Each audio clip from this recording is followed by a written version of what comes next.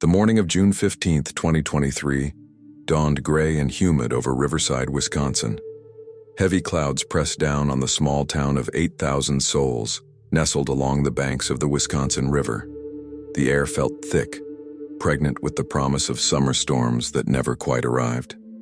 In this quiet corner of America's heartland, where everyone knew their neighbors and crime was limited to occasional vandalism or underage drinking, nobody could have imagined what darkness had taken root behind the white picket fences and manicured lawns.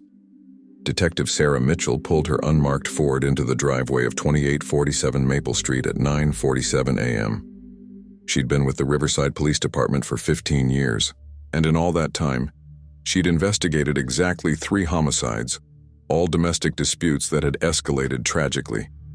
The call that morning had come from dispatch as a possible suicide, but something in the dispatcher's voice had set off alarms in Sarah's gut.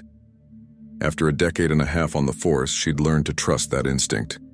The house was a modest 2-story colonial, painted a cheerful yellow that seemed to mock the grim circumstances. A well-tended garden lined the walkway, bursting with petunias and marigolds. A child's bike lay on its side near the garage, one wheel still slowly spinning in the breeze. Everything about the scene spoke of ordinary suburban life, except for the 3 patrol cars blocking the street and the yellow crime scene tape already being strung across the front porch.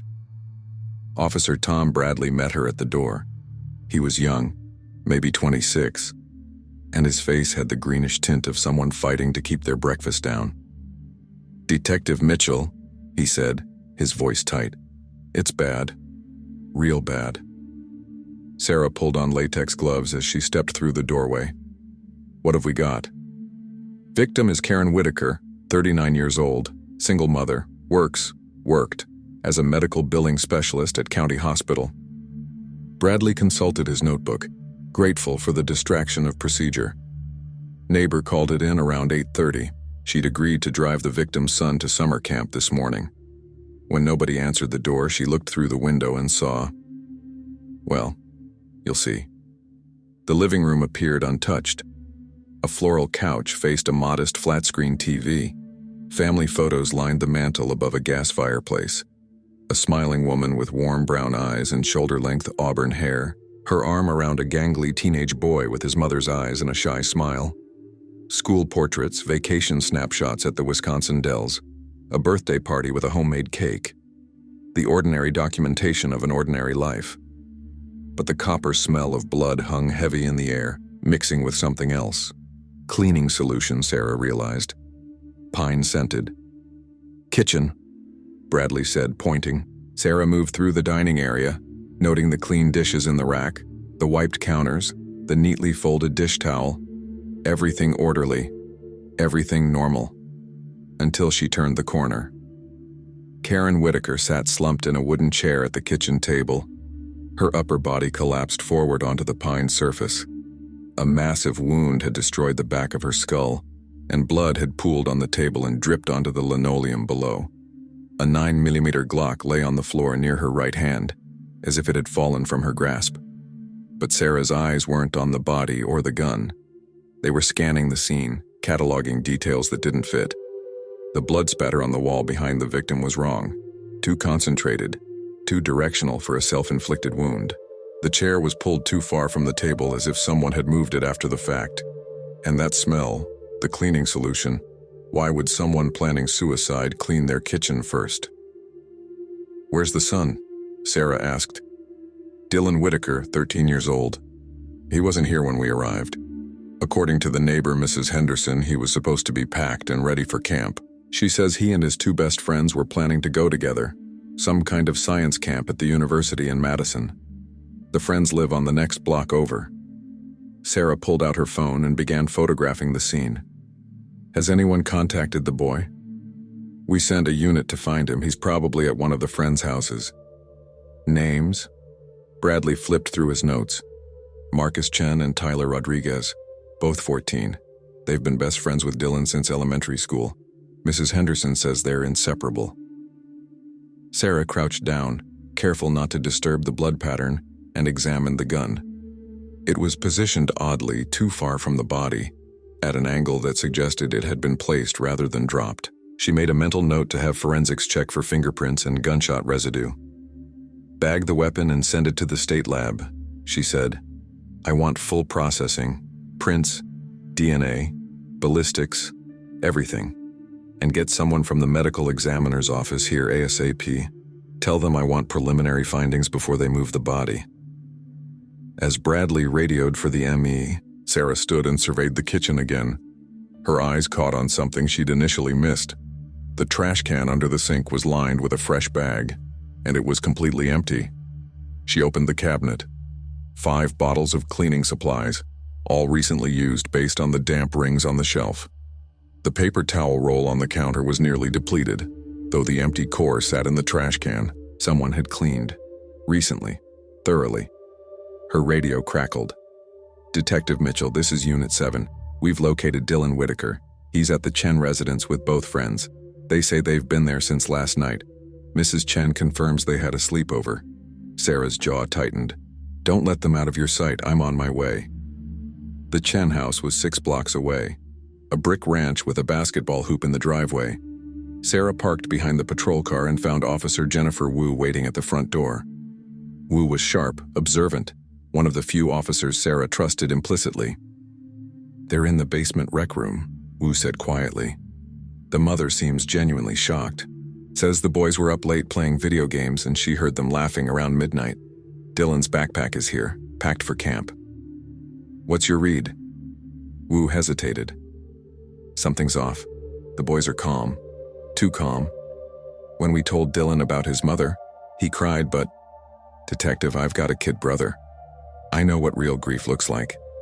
This feels performed." Sarah descended the carpeted stairs to a typical teenage hangout. Sectional couch, large TV, gaming consoles, posters of superheroes and rock bands. 3 boys sat in a row on the couch, their phones confiscated and sitting on the coffee table. Dylan Whitaker was in the middle, his eyes red-rimmed, tissues clutched in his hand. To his left sat an Asian boy with stylish black hair, Marcus Chen. On the right, a stocky Hispanic teenager with a buzz cut, Tyler Rodriguez. All 3 looked up as Sarah entered. She saw shock, confusion, and grief in Dylan's face. But behind his eyes, something else flickered, something calculating. "Dylan," Sarah said gently, sitting in the chair across from them. "I'm Detective Mitchell. I'm very sorry about your mother. I know this is incredibly difficult, but I need to ask you some questions." The boy nodded, wiping his nose. "I don't understand what happened. Why would she do that?" His voice cracked convincingly. "That's what we're trying to determine. Can you tell me about last night? When did you last see your mom?" Dylan took a shaky breath. "Around 7. She made dinner. Spaghetti. We ate together. And then she said I could come over here for a sleepover before camp. She seemed fine. Normal. Happy even. She was excited about me going to science camp." "What did you talk about at dinner?" "Just regular stuff. School next year. The camp schedule. She reminded me to pack my allergy medicine." He gestured to the backpack near the stairs. "I don't get it. She was fine." Sarah turned to the other boys. "And you two, when did Dylan arrive?" Marcus spoke first, his voice steady. "Around 7:30. My mom ordered pizza for us. We played Call of Duty until like 2 in the morning." He glanced at Tyler, who nodded confirmation. "Your mother heard you up at midnight, Marcus. Can anyone else confirm you were here all night?" "My dad came down around 11 to tell us to keep it down," Tyler offered. "We were getting pretty loud. It was a perfect alibi. Multiple witnesses, a clear timeline. Yet Sarah's instincts screamed that something was wrong. She'd been doing this job long enough to recognize when teenagers were lying, and these 3 were either telling the truth or they were the most accomplished liars she'd ever encountered. "Dylan, I need to ask, did your mother seem depressed lately? Anxious? Did she ever talk about hurting herself?" The boy shook his head emphatically. "Never. She was always positive. Always telling me things would get better, that we'd be okay even though it was just us. She loved her job. She loved me. This doesn't make any sense." Sarah stood, handing Dylan her card. If you think of anything at all that might help us understand what happened, you call me, day or night." As she climbed the stairs, Mrs. Chen was waiting in the kitchen, her face lined with concern. "Detective, Dylan is welcome to stay here as long as he needs. His father passed away when he was 7, and Karen had no other family in Wisconsin. The poor boy.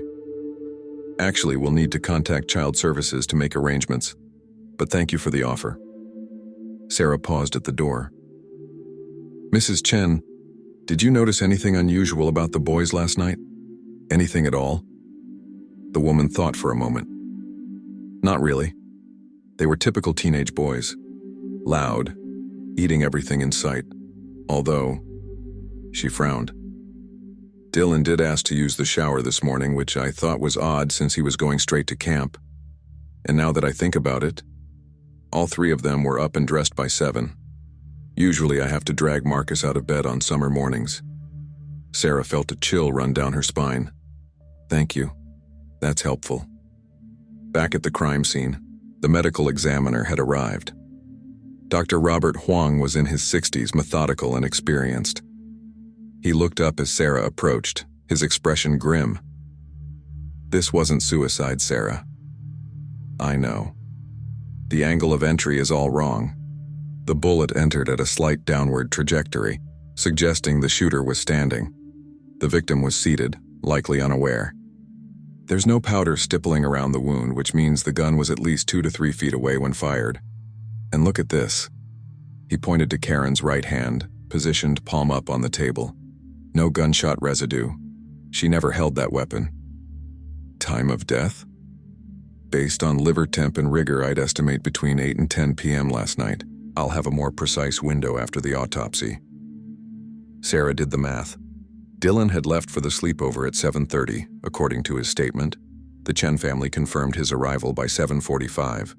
If Karen died between 8 and 10, the boy had an airtight alibi, unless it was all carefully orchestrated. She returned to her car and called the station. "I need complete background checks on Dylan Whitaker, Marcus Chen, and Tyler Rodriguez. School records, juvenile records if any, social media accounts, everything. And pull phone records for all 3 boys and the victim for the past month." "You think the kid killed his own mother?" Bradley's voice was incredulous. "I think someone staged a suicide very carefully, and I think someone cleaned that crime scene after the fact. And I think 3 13 and 14-year-old boys are hiding something." As she drove back to the station, rain finally began to fall, fat drops that exploded against her windshield like tiny bombs. Sarah thought about the scene, the clean surfaces, the careful placement of the gun, the perfect alibi. It was almost too perfect, almost like something planned by someone who'd watched too many crime shows and thought they could outsmart the police. But teenagers make mistakes. They always do.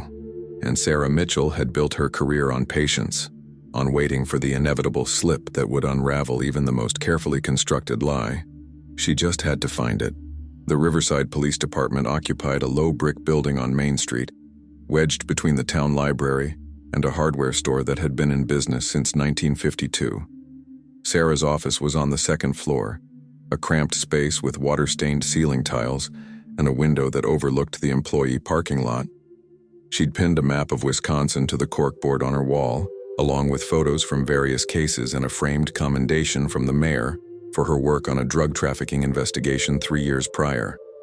Now, spread across her desk, were 3 school photos and preliminary background reports on Dylan Whitaker, Marcus Chen, and Tyler Rodriguez. Dylan stared up at her from his 7th grade yearbook picture. Sandy brown hair, a spattering of freckles across his nose, braces gleaming in an awkward smile. The file described him as a B+ student, member of the robotics club, no disciplinary issues. Teachers described him as quiet, intelligent, and generally well-behaved. His mother had raised him alone since his father, Robert Whitaker, died in a workplace accident at a manufacturing plant in 2017. Marcus Chen was the academic standout of the trio, straight A's, mathletes captain, already taking high school-level courses. His parents owned a successful Chinese restaurant downtown. No red flags, no problems. A model student. Tyler Rodriguez rounded out the group. Solid B student, wrestling team, occasional detention for talking back to teachers, but nothing serious. His father worked construction. His mother was a nurse at the county hospital. An older sister had graduated from University of Wisconsin-Madison 2 years ago.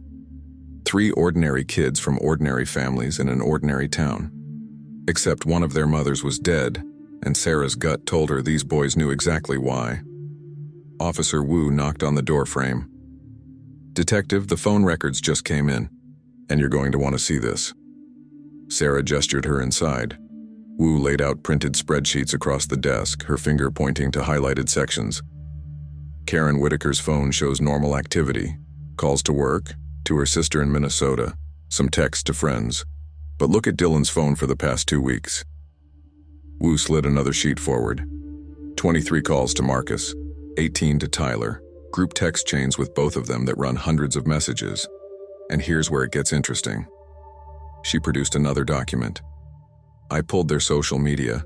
Dylan's public accounts are typical teenage stuff, memes, video game posts, photos with friends. But Marcus has a second Instagram account, private, only following about 15 people. I convinced his mother to give us access. They've been planning something. Sarah leaned forward, reading the printed screenshots. The messages were coded, careful, but the pattern was clear. References to the project. Discussion of supplies needed. A message from Dylan 2 weeks ago. She said no again, we have to do this before August. Before August? Sarah repeated. School registration? Wu nodded. I checked with the school district. Karen had enrolled Dylan at Riverside Middle School for 8th grade. But according to these messages, Dylan wanted to transfer to Madison Prep Academy. It's a prestigious private school about 40 minutes away. Marcus and Tyler both got accepted there for 9th grade. Dylan applied but was rejected. His grades weren't quite high enough. So his mother was keeping him in Riverside while his friends moved on to this prep school. Looks that way, and based on these messages, he wasn't happy about it. Wu pulled out another screenshot. This is from June 1st. Dylan to Marcus. She won't listen to reason. Maybe there's another way. Marcus responds. We talked about this, are you serious? Dylan. Dead serious. Sarah felt ice spreading through her veins. Dead serious. 2 weeks before his mother dies. There's more. Tyler's phone has internet searches from 3 weeks ago. How to make a death look like suicide. Do police check gunshot residue? How long before fingerprints disappear? All deleted from his browser history, but I pulled them from the cloud backup. Jesus Christ. Sarah sat back in her chair, processing the implications. They planned this. 3 kids planned a murder because one of them didn't want to change schools. It gets worse. Wu's expression was grim. I checked Karen's work schedule. She worked the early shift at the hospital, 7 a.m. to 3 p.m. But on June 14th, she called in sick. According to her supervisor, Karen said she had a migraine and needed to rest. She never called in sick.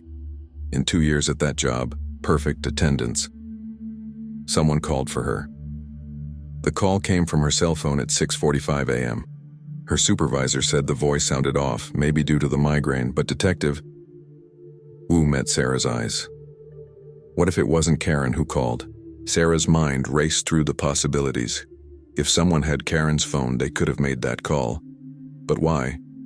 To establish that she was alive at 6:45, providing a timeline that supported the suicide narrative. We need to interview them again, Sarah said. Separately this time. Get parental consent and bring them in. Start with Tyler. He's the one who did the searches. He might crack first. By 3 p.m., Tyler Rodriguez sat in interview room B with his mother, Maria, beside him. The boy's earlier composure had frayed around the edges. His leg bounced nervously under the table, and he kept glancing at the two-way mirror as if expecting someone to burst through it. Sarah sat across from them, a folder closed in front of her. She'd learned long ago that sometimes the most effective interrogation technique was silence, letting the suspect's imagination do the work. Tyler, she began gently, I want to thank you for coming in. I know this is difficult. Your friend just lost his mother, and that's traumatic for everyone involved. The boy nodded, not meeting her eyes. I need to ask you some questions about your internet searches from 3 weeks ago, specifically searches about suicide, fingerprints, and gunshot residue. Maria Rodriguez stiffened. What? Tyler, what is she talking about? It was for a story. The words tumbled out too quickly. I'm writing a story for English class, about a detective. It's fiction. In June, school's been out for 2 weeks. Summer reading project for next year. Sarah opened the folder, revealing the printed search history. Tyler, these searches were conducted at 2:30 in the morning on May 25th. That's a Friday night. Your phone's GPS shows you were at Marcus Chen's house. Dylan was there too, according to the group chat. Want to explain why 3 friends are up at 2:30 a.m. researching how to fake a suicide? The color drained from Tyler's face. His mother grabbed his arm. Don't say anything else. Tyler, not another word.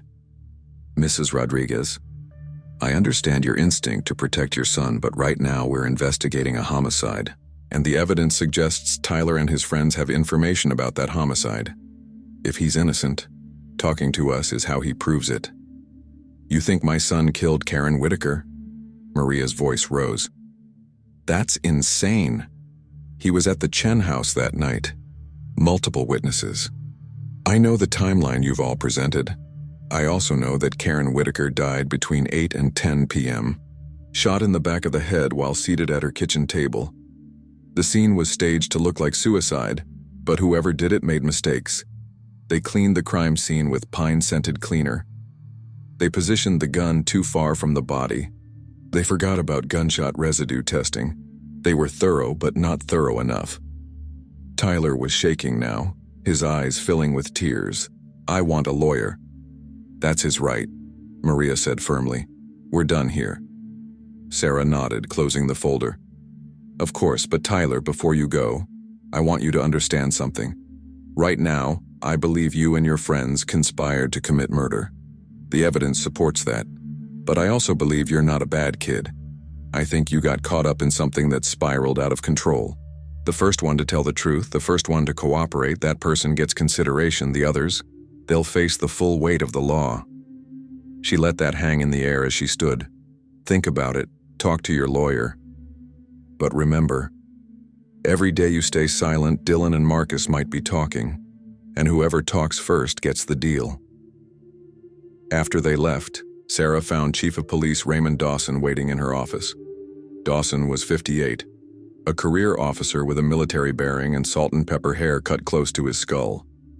He'd been skeptical when Sarah first floated her theory about the boys, but now his expression was troubled. I just got off the phone with the district attorney, he said. She wants to see what we have before we proceed. The idea of charging 3 kids with premeditated murder. Sarah, this town will tear itself apart. What we have is motive, opportunity, and evidence of planning. We have internet searches about faking suicide. We have text messages suggesting conspiracy. We have a crime scene that was cleaned and staged. What we don't have is physical evidence placing them at that house during the time of death.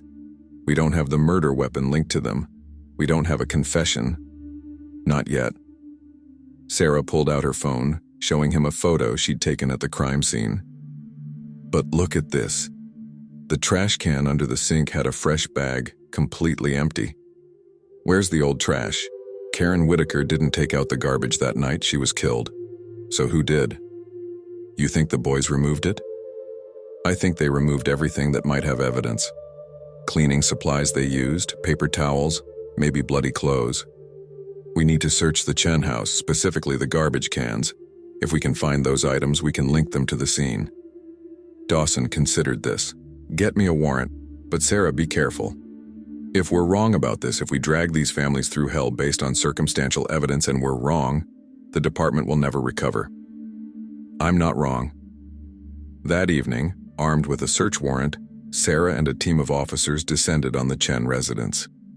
Mrs. Chen was bewildered and frightened as they searched the house, the basement, and the garage.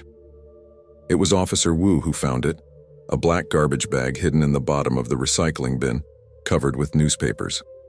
Inside, paper towels stained with dried blood, a bottle of pine-scented cleaner, 3/4 empty, a pair of latex gloves, and wrapped in a t-shirt at the very bottom, a box of 9mm ammunition with 3 bullets missing. Sarah photographed each item, her hands steady despite the adrenaline coursing through her system. This was it. This was the physical evidence linking the boys to the scene. "Bag everything," she told Wu. "Chain of custody. I want this airtight." Back at the station at midnight, Sarah laid out the evidence on the conference room table. The ammunition box was the key. 9mm rounds, the same caliber as the gun found at the scene. If they could prove the boys purchased these bullets, if they could link this box to the crime scene through ballistics, they had their case. She pulled the medical examiner's preliminary report. One shot, fired from approximately 3 feet away, entering the back of the skull at a downward angle. The bullet had fragmented on impact, but Dr. Wang had recovered enough of it for ballistics comparison. Her phone rang. It was Wu, still on duty. "Detective, I think you need to see this. I've been going through the security footage from surrounding businesses near the Whitaker house. There's a gas station 2 blocks away. And footage from June 14th at 10:47 p.m. shows 3 figures on bicycles, heading away from the direction of Maple Street. They're wearing hoodies, but one of them is smaller than the others. Could be Dylan. Can you make out faces?" "Not clearly, but wait." I ran the footage forward. At 11:03 p.m., the same 3 bikes pass by again, this time heading toward the Chen house, and one of them is carrying something, a black garbage bag. Sarah closed her eyes, the pieces falling into place. The boys had killed Karen around 8 or 9 p.m., cleaned the scene, then returned to the Chen house to establish their alibi. Later, after the parents were asleep, they'd snuck out to dispose of the evidence. They'd almost been perfect. Almost. "Send me the footage, and Wu, good work." As she hung up, Sarah looked at the 3 school photos still spread across her desk. 3 bright kids from good families. 3 boys who'd decided that murdering a woman was preferable to being separated for high school. The banality of it made her sick. Tomorrow, she'd bring them in for formal questioning. Tomorrow, she'd present the evidence to the DA. Tomorrow, she'd begin unraveling their carefully constructed lies. But tonight she sat in the empty station, rain drumming against the windows, and wondered what kind of darkness could grow in the hearts of children who still believed they were invincible. The morning of June 18th brought unseasonably cool air to Riverside, a Canadian front pushing through that made people reach for sweaters they'd packed away weeks earlier. Sarah Mitchell hadn't slept more than 3 hours, her mind replaying the evidence, searching for gaps the defense would exploit. At 6 a.m., she was already at her desk, preparing for what she knew would be the most important interrogations of her career. The district attorney, Patricia Hernandez, arrived at 7:30, her heels clicking authoritatively down the hallway. She was 42, sharp as a razor, with a reputation for taking difficult cases and winning them. She dropped her briefcase on Sarah's desk and got straight to business. "Walk me through everything you have, and I mean everything. Because if we're charging minors with first-degree murder, I need this case to be bulletproof." Sarah laid out the evidence piece by piece. The internet searches on Tyler's phone, the text messages suggesting conspiracy, the ammunition found in the Chen garbage, the security footage showing 3 figures on bikes, the cleaned crime scene, the staged suicide, the perfect alibi that was maybe too perfect. Patricia listened, occasionally making notes on her legal pad. When Sarah finished, the DA sat back and steepled her fingers. "It's circumstantial. Strong, but circumstantial. No eyewitnesses, no murder weapon with their prints, no confession. A defense attorney will argue the searches were for a school project. The texts are being misinterpreted, and the ammunition could have been planted. The security footage doesn't show faces clearly. What about the cleaning supplies in their garbage? They'll say the boys helped clean the Chen basement and threw away the trash. Without Karen's DNA on those items, it's just used cleaning products." Patricia leaned forward. "Sarah, I believe you. I think these boys did it. But believing and proving beyond reasonable doubt are different things. We need more. We need one of them to break. Then let's break them. By 9 a.m., all three boys and their parents were at the station, separated into different rooms. Sarah had orchestrated it carefully. Marcus in interview room A with both parents, Tyler in room B with his mother and a court-appointed attorney, and Dylan in room C with a social worker, as he had no living parent or guardian present. The strategy was clear. Pressure, the weakest link. Based on the internet searches, Tyler was nervous, prone to anxiety, but Sarah had spent hours studying the group dynamics in their text messages, and she'd noticed something interesting. Tyler and Marcus treated Dylan differently.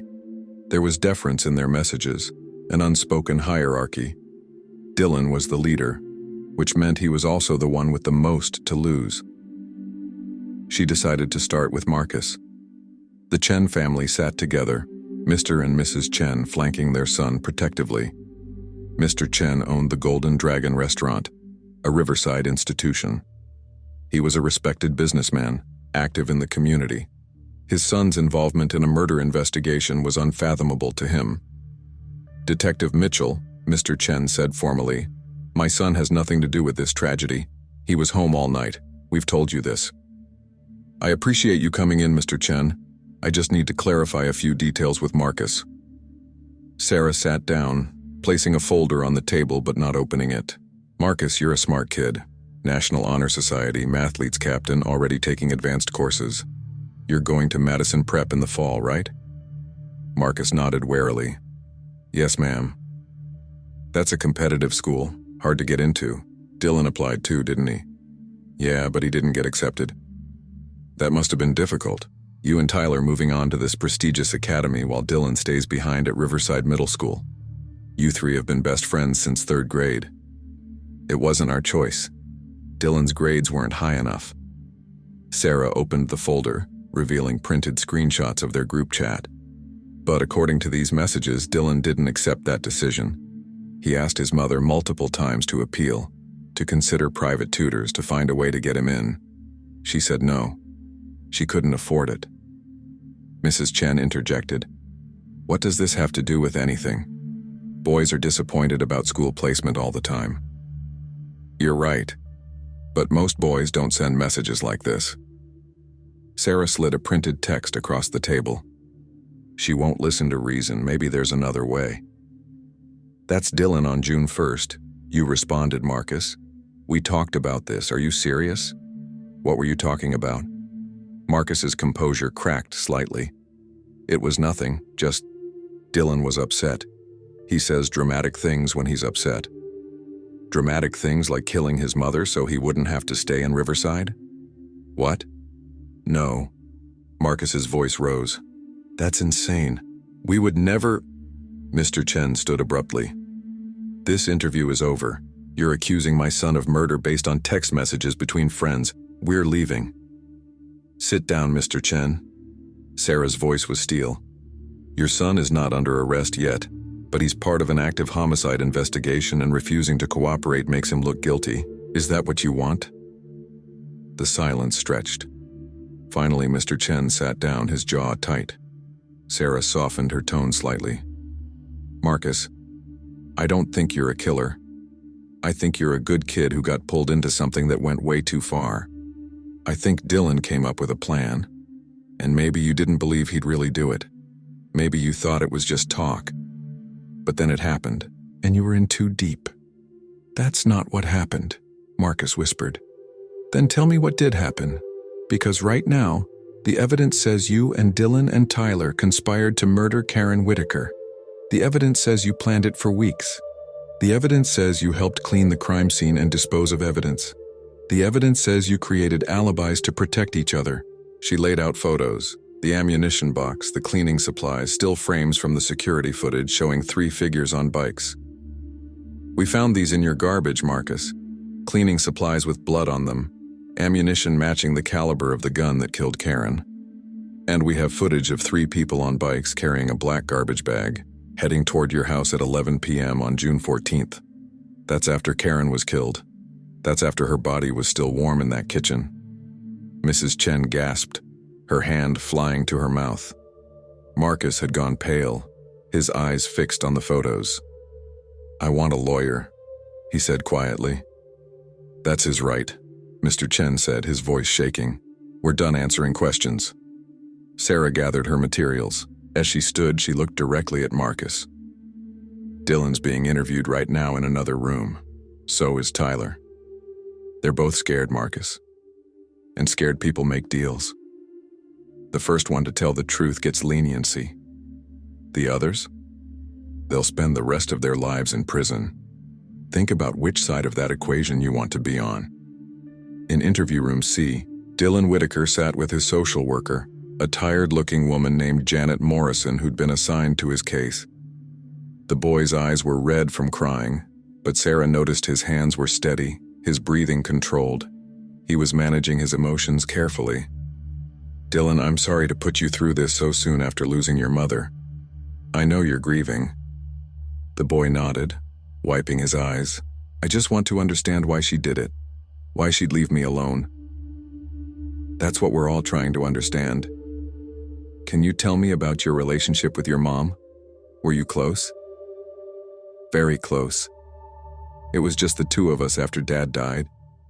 She worked hard to give me a good life. I loved her." His voice cracked convincingly on the last word. "Did you ever fight?" "All mothers and sons fight sometimes." "Sometimes. Normal stuff. Like, she wanted me to clean my room or do homework. Nothing serious."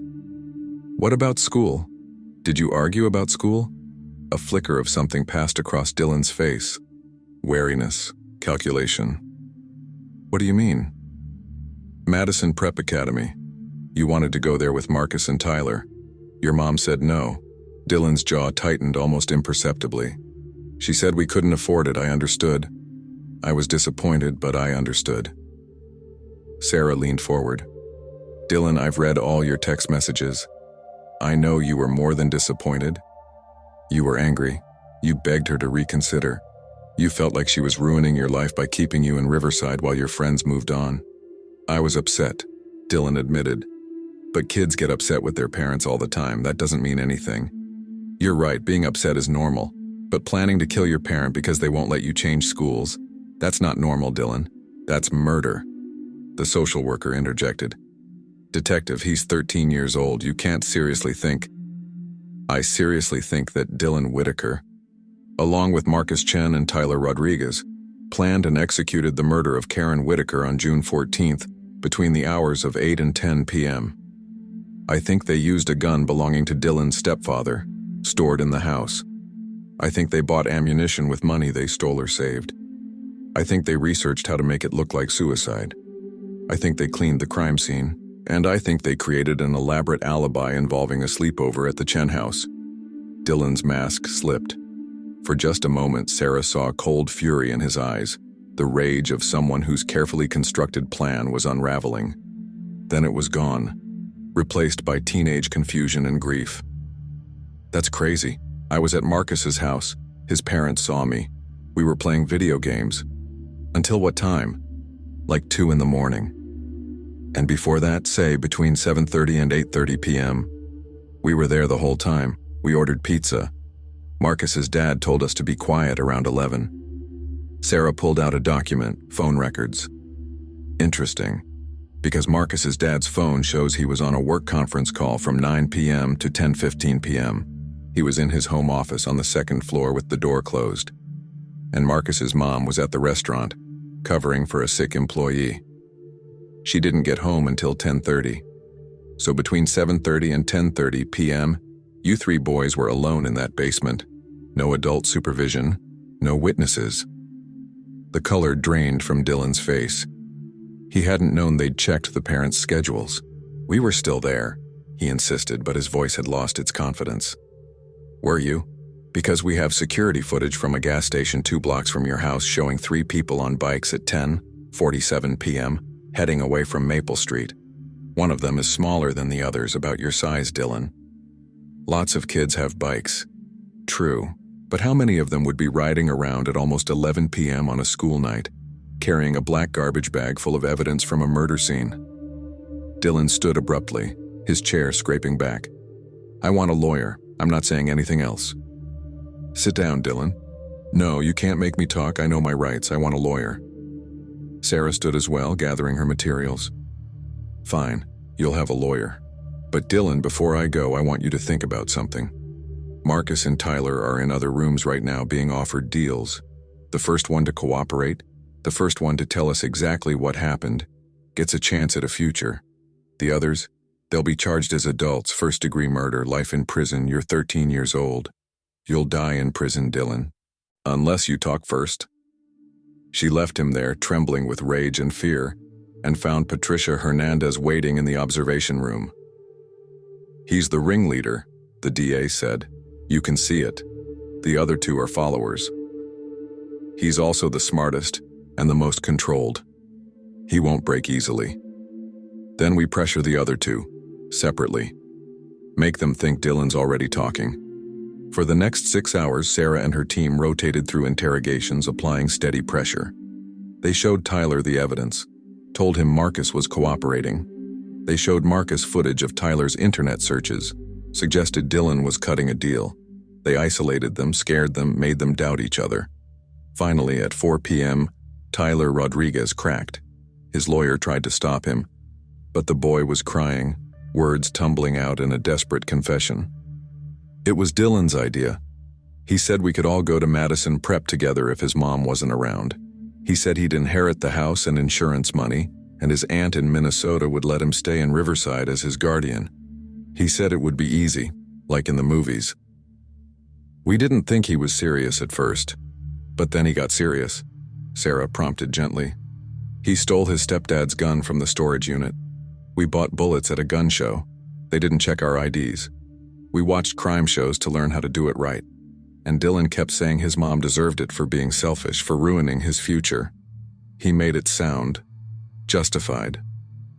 What happened on June 14th? Tyler's voice dropped to a whisper. We went to Marcus's house for the sleepover like we planned. His parents left. Around 8, Dylan said he was going to do it. He rode his bike home. Marcus and I waited. At 9:30, he texted us, "It's done." We rode over to help him clean up. There was so much blood. We were freaking out, but Dylan was calm. He told us exactly what to do. We cleaned everything, positioned the gun, made it look like she shot herself. Then we took the trash back to Marcus's house and hid it. We thought we'd gotten away with it. Sarah felt sick.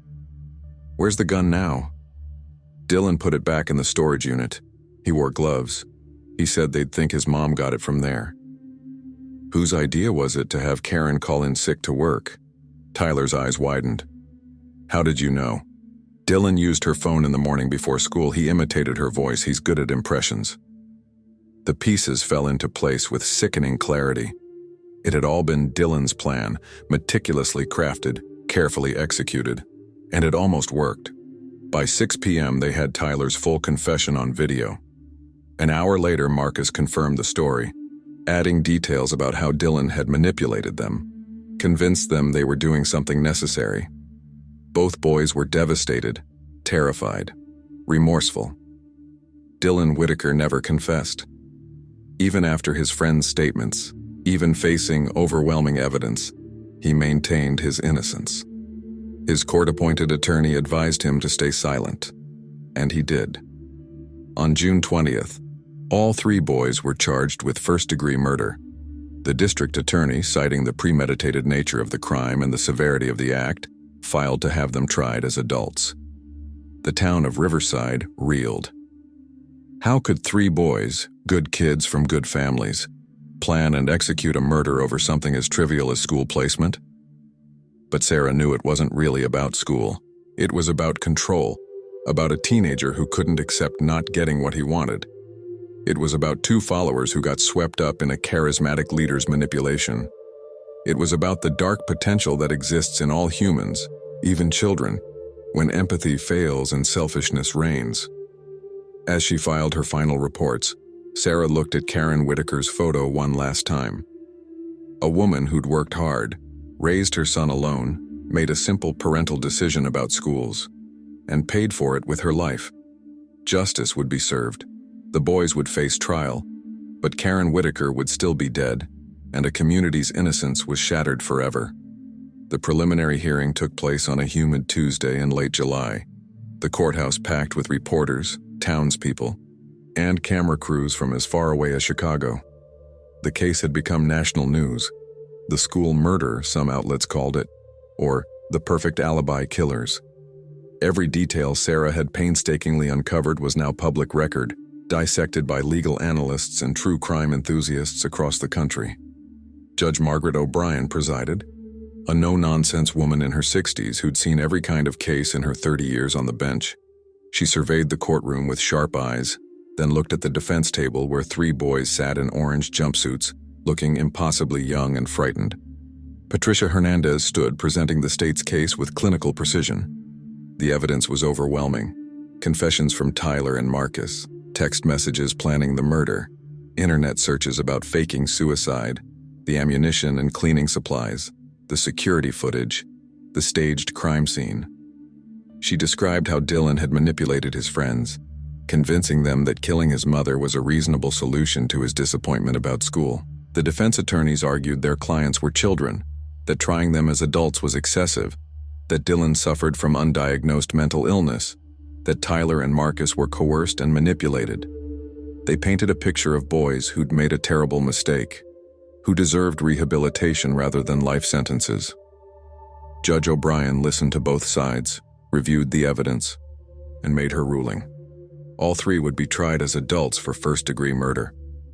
Trial was set for October. Sarah sat in the back of the courtroom, watching the parents' faces as the decision came down. Mrs. Chen sobbed quietly. Tyler's mother looked like she might collapse. Dylan sat motionless, his expression unreadable. That evening, Sarah met with Dr. Lisa Brennan, a forensic psychologist who'd been brought in to evaluate the boys. They sat in a quiet corner of a coffee shop on the edge of town, away from the media circus. Dylan shows classic signs of narcissistic personality traits, Dr. Brennan explained, stirring her tea. Lack of empathy, grandiose sense of self-importance, belief that rules don't apply to him. He genuinely doesn't seem to understand why what he did was wrong, not morally anyway. He understands it's illegal, but he sees his mother's refusal to let him attend Madison Prep as a greater injustice than her murder. And the other 2? Followers. Marcus has severe anxiety, desperate for approval. Tyler comes from a household where questioning authority is discouraged. Dylan recognized their vulnerabilities and exploited them. In his mind, they were tools to achieve his goal. Can kids really be that calculating? Dr. Brennan nodded sadly. Adolescent brains are still developing, particularly the prefrontal cortex that governs impulse control and moral reasoning. But that doesn't mean they're not capable of sophisticated planning. Dylan's intelligence worked against him. He was smart enough to conceive the plan, but not mature enough to fully grasp the consequences. Will he ever feel remorse? Maybe. Years from now, with intensive therapy, or maybe never. Some people simply lack the capacity for genuine empathy. The trial began on October 15th, a cool autumn day with leaves swirling in the courthouse plaza. Sarah testified for 3 days, walking the jury through her investigation. She showed them photos of the crime scene, played the security footage, read the text messages aloud. Tyler and Marcus's attorneys struck plea deals. Both boys agreed to testify against Dylan in exchange for reduced charges of second-degree murder. Tyler took the stand first, his voice shaking as he described how Dylan had convinced them his mother was standing in the way of their future. He made it sound logical, Tyler said, tears streaming down his face. He said people removed obstacles all the time. He said we were smart enough to get away with it. He said we'd still be friends, still go to Madison Prep together. I know how crazy that sounds now, but when Dylan talked about it, it made sense. Marcus's testimony was similar, painting Dylan as a master manipulator who'd spent weeks breaking down their resistance, normalizing the idea of murder until it seemed almost reasonable. Dylan's attorney tried to argue diminished capacity, bringing in experts who testified about his troubled childhood, his father's death, the pressure of being raised by a single mother. But the prosecution's evidence was too strong. The planning was too meticulous, the execution too cold-blooded. On November 8th, after deliberating for just 6 hours, the jury returned a verdict: guilty of first-degree murder. Dylan showed no emotion as the verdict was read. He simply stared straight ahead, as if this were happening to someone else.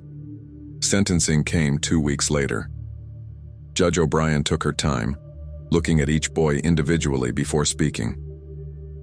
This court has heard testimony about your ages, your backgrounds, your potential for rehabilitation. I've considered all of it carefully. But I've also considered Karen Whitaker, who will never see her son grow up, never celebrate another birthday, never hold a grandchild. I've considered the brutality of her murder, shot in the back of the head while seated at her own kitchen table, in the home where she'd raised her only child. She paused, letting the weight of those words settle over the courtroom. Dylan Whitaker, you orchestrated this murder for the most trivial of reasons. You were disappointed about school placement. You manipulated your friends, planned meticulously, and showed no remorse.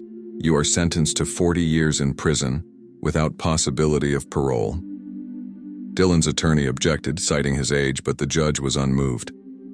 Marcus Chen and Tyler Rodriguez, you were followers, but you were not innocent. You made choices. You had opportunities to stop this, to tell an adult to refuse. Instead, you helped murder a woman and cover up the crime. You are each sentenced to 25 years in prison. The courtroom erupted. Parents screamed. Reporters rushed for the doors. The 3 boys were led away in handcuffs, their childhood effectively over. Sarah stood outside the courthouse as the sun set, watching families slowly disperse. Some people thanked her for her work. Others glared at her, as if she were responsible for destroying 3 young lives. A woman approached, Karen Whitaker's sister from Minnesota, who'd flown in for the trial. "Thank you," she said simply, gripping Sarah's hand. "My sister was a good person. She deserved justice. I'm sorry for your loss. I keep thinking, if she'd just said yes, if she'd found a way to let Dylan go to that school, she'd still be alive." "Don't," Sarah said firmly. "Don't blame her for this. She made a normal parenting decision based on finances and what she thought was best for her son. What happened was not her fault. It was the choice of 3 boys who valued their friendship and their plans more than a human life." The woman nodded, tears in her eyes, and walked away. Sarah drove home as darkness fell, past the quiet streets of Riverside where lights glowed in windows and families sat down to dinner. She thought about the fragility of normal life, how quickly darkness could intrude. 3 boys, a simple disagreement, a gun, and a woman was dead. The case would haunt her, not because of the investigation, that had been solid, textbook even, but because of the why, because she'd spent months trying to understand how children could commit such an act, and the answer was both simple and terrifying. They'd wanted something. They couldn't have it. So they removed the obstacle, the banality of evil, she thought. Not monsters, just selfish kids who'd never learned that wanting something doesn't justify anything. As she pulled into her driveway, Sarah's phone buzzed with a message from the prison system. Dylan Whitaker had been processed and assigned to a juvenile facility where he'd remain until 18, then transferred to adult prison. 40 years. He'd be 53 when released if he survived that long. She hoped somewhere in those decades he'd find the capacity for remorse, for understanding what he'd taken from the world. But she doubted it. Sarah Mitchell stood in the parking lot of the Riverside Juvenile Correctional Facility, a sprawling complex of concrete and razor wire an hour north of town. The March wind cut through her jacket as she checked in at the security gate, surrendering her weapon and phone before being escorted through multiple locked doors into the visitor's wing. She'd received a letter 2 weeks earlier, forwarded through official channels. Dylan Whitaker wanted to speak with her. His attorney had advised against it, but Dylan had insisted. Sarah's first instinct had been to refuse. She owed him nothing, and reopening this wound served no purpose. But curiosity won out. She needed to know if anything had changed behind those cold eyes. The visiting room was sterile and institutional. White walls, metal tables bolted to the floor, guards stationed at each corner. Dylan was already seated when she entered, now 16 years old and transformed by incarceration. He'd grown taller, his frame filled out with muscle from the facility's mandatory exercise programs. But it was his eyes that struck her most. They held a weariness that hadn't been there 3 years ago. "Detective Mitchell," he said as she sat down. His voice had deepened. "Thank you for coming. I almost didn't." "I know." He folded his hands on the table, a gesture that seemed rehearsed. "I've been in therapy here 3 times a week. Dr. Patterson says I'm making progress." "Progress toward what?" "Understanding what I did. Why I did it." He paused, seeming to gather his thoughts. "For the first year I was angry. Angry at you for catching us. Angry at Marcus and Tyler for confessing. Angry at the system for trying us as adults. I kept thinking about all the ways the plan should have worked, all the mistakes that gave us away." Sarah said nothing, waiting. "It took me until year 2 to realize I wasn't thinking about my mom at all. She was just an obstacle I'd removed, like a problem I'd solved." His voice cracked slightly. "Dr. Patterson asked me to write down everything I remembered about her. Every birthday, every Christmas, every time she stayed up late helping me with homework or drove me to robotics club or made my favorite dinner when I was sad." He pulled a worn piece of paper from his pocket covered in small, dense handwriting. "I filled 23 pages. 23 pages of memories of a person who loved me unconditionally, and I killed her because she wouldn't let me go to a different school." Sarah studied his face, looking for signs of manipulation, the performance she'd seen in that first interrogation. But his pain seemed genuine, raw in a way that was uncomfortable to witness. "Why did you want to see me?" she asked. "Because you're the only person who knows exactly what I did and why. My therapist knows what I've told her. My lawyer knows the legal facts. But you saw the crime scene. You saw what I took from the world." He met her eyes. "I need you to tell me the truth. Can someone like me ever be rehabilitated? Or am I just a monster who'll spend 40 years pretending to be human?" The question hung in the air between them. Sarah thought about the hundreds of criminals she'd encountered over her career, some genuinely remorseful, others skilled actors, most somewhere in between. "I don't know," she said honestly. 3 years ago you showed no empathy whatsoever. You manipulated your friends, planned a murder with the casualness of organizing a school project, and felt entitled to take your mother's life because she disappointed you. That level of narcissism doesn't just disappear." Dylan flinched but didn't look away. "But," Sarah continued, "I've also seen people change.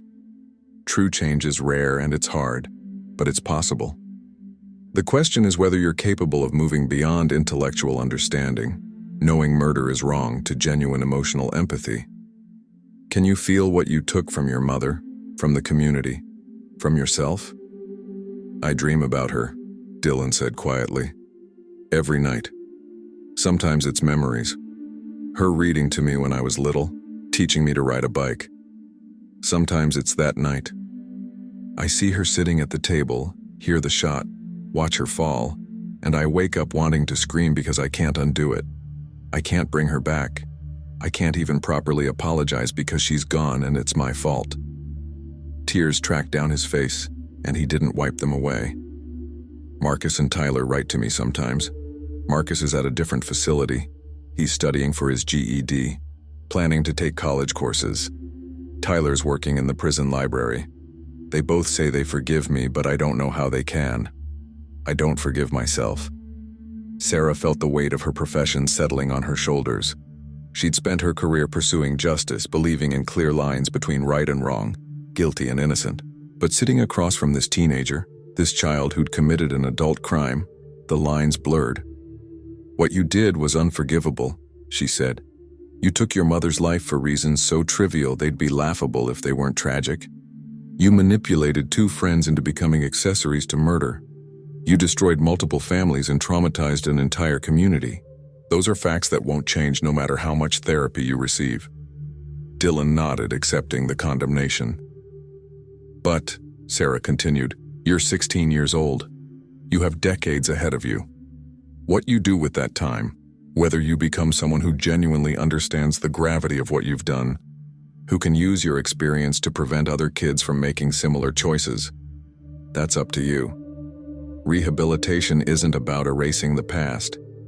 It's about building something meaningful from the wreckage. Do you think I can? I think the Dylan I arrested 3 years ago couldn't. Whether the person you're becoming can, time will tell. But I'll say this, the fact that you're asking the question is more than I expected. They sat in silence for a moment, the institutional sounds of the facility filtering through the walls, distant conversations, slamming doors, the shuffle of feet in corridors. There's something else, Dylan said. I'm writing a book. Dr. Patterson suggested it as therapy. It's about what happened, but also about warning signs, the thoughts and attitudes that led me to think murder was acceptable, the way I justified it to myself and my friends. I want other kids who might be heading down that path to see where it ends. Publishing it would require victim impact consideration. Your mother's family would need to approve. I know. I've written to my aunt in Minnesota. She hasn't responded yet. Maybe she never will. But I'm writing it anyway, even if it never gets published. I need to document how a normal kid from a normal family became capable of murder. Because I wasn't born a monster detective. I became one, choice by choice, justification by justification. And if I can trace that path, maybe someone else can avoid it. Sarah stood, signaling the end of the visit. I hope you succeed, Dylan. I genuinely do. But hope doesn't erase what you did. Remember that. Every single day, he said softly. As Sarah drove back to Riverside, she thought about the complexities of justice and redemption. The criminal justice system dealt in concrete terms, guilty or not guilty, years served, parole conditions. But human transformation existed in shades of gray that legal frameworks struggled to address. She'd spent 3 years believing Dylan Whitaker was irredeemable, a cautionary tale about evil hiding behind an ordinary face. Now she wondered if perhaps people were more complicated than that. If perhaps even someone who'd committed the unforgivable might find a path toward understanding, if not forgiveness. The sun was setting as she reached town, painting the sky in shades of orange and purple. She drove past the Whitaker house on Maple Street, now occupied by a new family who'd bought it at a significant discount due to its history. Past the Chen restaurant, which had closed 2 years ago when the family moved away to escape the stigma. Past Riverside Middle School, where a small memorial plaque honored Karen Whitaker's memory. The town had healed, slowly and imperfectly, the way communities always do after tragedy. Life continued. New families moved in. Children grew up. The case became local history, a dark chapter that people mentioned in hushed tones. But for those directly touched by it, Karen's sister in Minnesota, the families of 3 convicted boys, Sarah herself, the wounds remained fresh. Justice had been served, but justice couldn't resurrect the dead or restore innocence to children who'd lost it through their own terrible choices. Sarah pulled into her driveway as darkness fell, carrying the weight of a conversation that had challenged her assumptions about guilt, punishment, and the possibility of redemption. She didn't have answers. She wasn't sure anyone did. But she knew one thing with certainty. She would never forget Karen Whitaker, the woman who'd worked hard, loved her son, and died because a disappointed teenager valued his social status more than her life. That truth would remain unchanging long after everyone else had moved on. 10 years after the murder, Sarah Mitchell had retired from the Riverside Police Department 5 years earlier, moving to a small cabin on Lake Michigan where she spent her days fishing, reading, and occasionally consulting on cold cases for other departments. The Dylan Whitaker case remained the defining investigation of her career, the one that taught her that evil didn't always announce itself with fangs and claws. Sometimes it wore braces and played video games and sat at the dinner table with its victims. The phone call came on a gray November morning, the kind of day when fog rolled off the lake and blurred the line between water and sky. It was Patricia Hernandez, the former district attorney who'd prosecuted the case. She'd moved on to private practice, but her voice still carried that distinctive authority. "Sarah, I thought you should know. Dylan Whitaker is up for his first parole hearing next month. He's 23 now. Model prisoner, completed his GED, earned an associate's degree in psychology through correspondence courses. His attorney is making a strong case for early release based on rehabilitation." Sarah set down her coffee cup, memories flooding back. 23. God, he was just a kid. A kid who committed premeditated murder. But the parole board will consider his age at the time, his behavior in prison, and expert testimony about his rehabilitation. I wanted to give you advance notice in case you wanted to submit a statement. What about Karen's family? Her sister will be there to speak against parole. She's written a victim impact statement. But Sarah, you should know Dylan's book was published last year, The Path to Murder, A Teen Killer's Journey. It's become required reading in some criminal justice programs. He's donated all proceeds to organizations supporting children of murdered parents. Sarah had heard about the book but never read it. Now she found herself curious. Is it genuine, or another manipulation? I read it, it's unflinching. He doesn't make excuses or ask for sympathy. He documents every thought, every rationalization that led him to believe murdering his mother was acceptable. It's disturbing as hell, but also educational. Several schools have reported that students came forward about violent ideation after reading it, getting help before acting on those thoughts. After hanging up, Sarah drove to the nearest bookstore and bought a copy. The cover was stark, just the title and Dylan's booking photo from age 13, those cold eyes staring out at the reader. She spent the afternoon reading, unable to look away from Dylan's methodical documentation of his descent into murder. He wrote about the first time the thought occurred to him, a flash of anger when his mother said no to Madison Prep, quickly dismissed. How it returned days later, lingering a little longer. How he began researching, almost academically, whether it was possible. How he tested the idea with Marcus and Tyler, gauging their reactions. How he slowly normalized the concept through repeated discussion until it transformed from unthinkable to merely difficult. The most chilling sections detailed his emotional state during the murder. He described feeling nothing as he pulled the trigger. No rage, no sadness, just clinical focus on executing the plan correctly.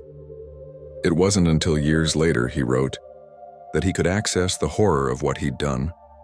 The final chapter was titled, The Neuroscience of Adolescent Violence. Dylan had clearly spent years studying psychology, trying to understand his own actions through the lens of brain development, environmental factors, and moral formation. He didn't excuse what he'd done, but he mapped the pathways that had led him there with scientific precision. Sarah closed the book as sunset painted the lake in shades of gold and crimson. Despite herself, she was moved. This wasn't the arrogant teenager she'd interrogated. This was someone who'd spent a decade excavating his own darkness and trying to illuminate it for others.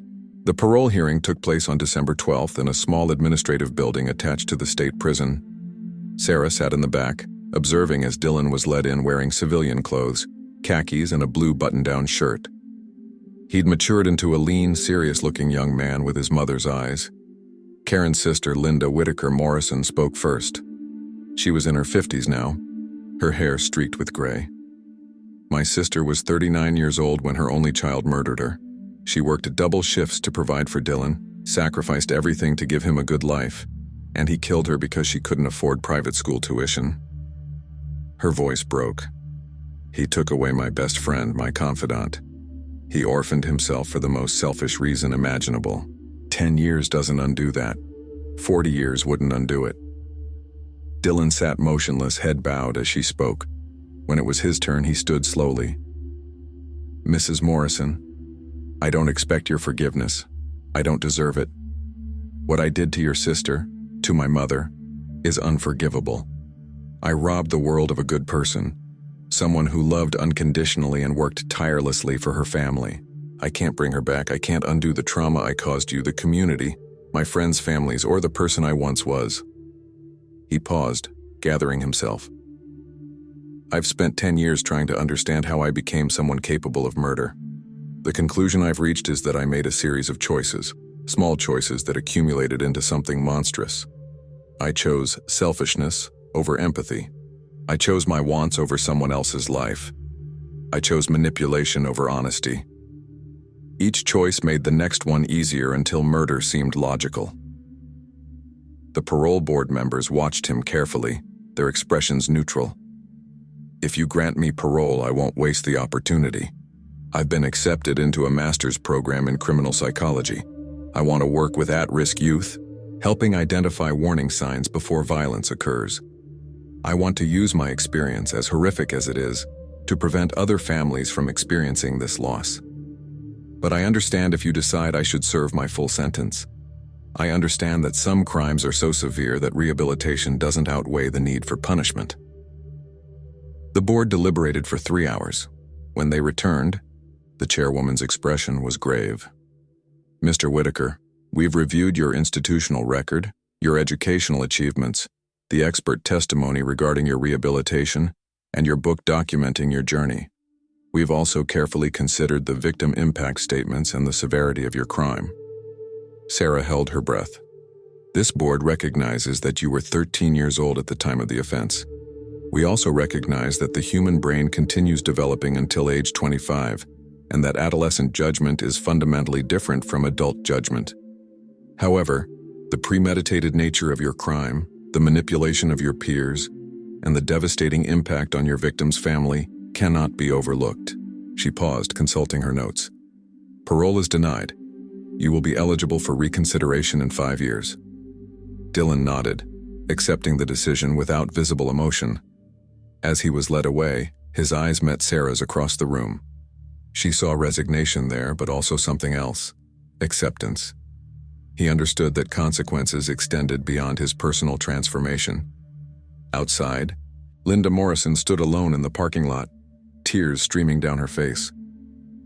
Sarah approached cautiously. "I'm sorry," Linda said. "I know he's changed. I've read his book. I believe he's genuinely remorseful. But how can I forgive the person who took my sister from me? How can I say 10 years is enough?" "You can't," Sarah said gently. "And you shouldn't have to. Forgiveness isn't required. Your anger is justified. Your pain is valid. Dylan's rehabilitation doesn't erase what he did to Karen or to you." "Then why do I feel guilty? Why do I feel like I'm punishing a different person than the boy who committed the murder?" "Because you're a compassionate person. Because you can hold two truths simultaneously, that he's changed and that change doesn't negate accountability. That's not a contradiction. That's wisdom." Sarah drove home as darkness fell, thinking about justice and redemption, punishment and forgiveness. The case had no clean resolution, because life rarely offered clean resolutions. Dylan would serve more years. Maybe he'd eventually be paroled. Maybe he'd spend his life trying to prevent other troubled teenagers from following his path. Maybe his book would save lives that balanced, however imperfectly, against the life he'd taken. Or maybe some debts could never be repaid, some crimes so fundamental they permanently altered the moral calculus of a life. Back at her cabin, Sarah pulled out the case file she'd kept all these years. Photos of Karen Whitaker smiling at her son's birthday party, crime scene photos, interrogation transcripts, the entire tragic arc from ordinary suburban life to murder to justice. She thought about the 3 boys, Dylan serving his time, working towards something resembling redemption. Marcus Chen, released after 15 years, now working as an accountant in Seattle, living quietly under an assumed name. Tyler Rodriguez, also released, who'd become a substance abuse counselor helping other young people avoid the mistakes he'd made. 3 lives derailed by one terrible decision. 1 life ended, countless others affected by the ripples of violence spreading outward through families and communities. Sarah filed the documents away and walked out onto her deck, looking across the dark water. The case had taught her that evil wasn't always obvious, that it could grow in the most ordinary soil, in the gap between wanting something and accepting you couldn't have it, in the space where empathy should exist but doesn't, in the moment when another person's humanity becomes less important than your own desires. 20 years from now, Dylan Whitaker might be free, working with at-risk youth, using his experience to prevent violence. Or he might still be in prison, a cautionary tale about the price of selfishness. Either way, Karen Whitaker would still be dead, her potential unfulfilled, her love wasted on a son who'd valued his social status more than her life. That was the truth that time couldn't change, that rehabilitation couldn't erase, that justice, however well served, couldn't undo. Sarah raised her coffee cup in silent tribute to the woman she'd never known in life but had spent years advocating for in death. Rest in peace, Karen. Your story mattered. You mattered. The words disappeared into the night, carried away by wind off the lake, joining all the other prayers and regrets and hopes that hung invisible in the darkness. And somewhere in a prison cell, a young man who'd destroyed his own childhood lay awake, carrying the weight of what he'd done, trying to build meaning from the ruins of an unforgivable act. It wasn't redemption. It wasn't forgiveness. It wasn't justice fully realized. It was simply what remained when the headlines faded, and the verdicts were rendered, and life continued its complicated, messy, imperfect journey forward.